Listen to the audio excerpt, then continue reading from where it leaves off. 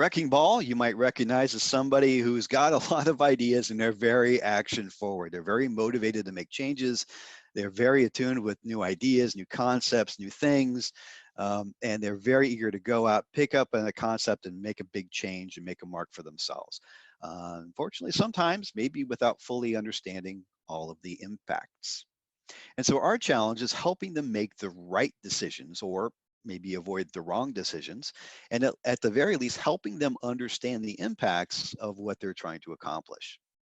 Their strengths are usually that they can get stuff done and drive changes in a way that others often can't because they're so aggressive and so action forward. Weakness is sometimes they can leave a path of destruction, and sometimes they might need to be saved from themselves a little bit. Really, it's a matter we find of just being straightforward and honest. Of course, we've got to be respectful, but we have to stop and explain them, help them save them from themselves sometimes, explain the impacts of what they're requesting and redirect. Look at the source of why are they trying to do this? Don't just focus on what. If you've got an executive who wants to go and make a change to a project, rather than just focusing so much on the change itself, maybe step back and try to understand why they think a change is necessary and approach it from that perspective.